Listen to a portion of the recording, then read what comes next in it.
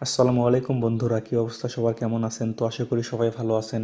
আমি মোহাম্মদ সোহান আহমেদ আছি সংযুক্ত আরব আমিরাতের আবুধাবি থেকে।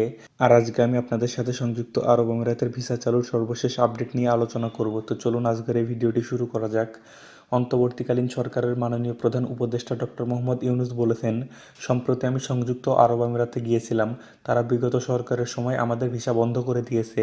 আমরা সে দেশের ভিসার দরজা খোলার জন্য চেষ্টা চালিয়ে যাচ্ছি। তারা আশ্বাস দিয়েছেন তাদের দিক থেকে সকল আনুষ্ঠানিকতা সম্পূর্ণ করে ভিসার দরজা উন্মুক্ত করবেন। আমি আশা করছি সেটা দ্রুতই উন্মুক্ত হবে। গত মঙ্গলবার 25শে মার্চ সন্ধ্যায় জাতির উদ্দেশ্যে দেওয়া ভাষণে তিনি একথা বলেছেন।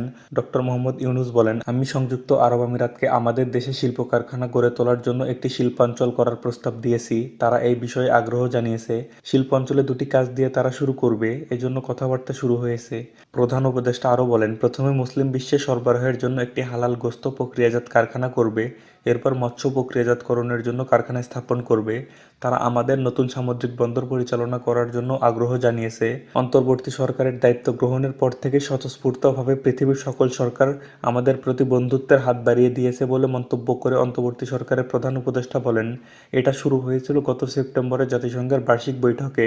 আপনাদের মনে আছে বিশ্বের সরকার প্রধানরা কিভাবে আমাদের সঙ্গে আগ্রহ নিয়ে দেখা করতে এসেছে। তো বন্ধুরা, এ থেকে আমরা বুঝতে পারছি যে ডক্টর মোহাম্মদ ইউনূস সংযুক্ত আরব আমিরাতকে আমাদের দেশে ব্যবসা করার জন্য প্রস্তাব জানিয়েছে এবং তারাও এতে সম্মতি দিয়েছে।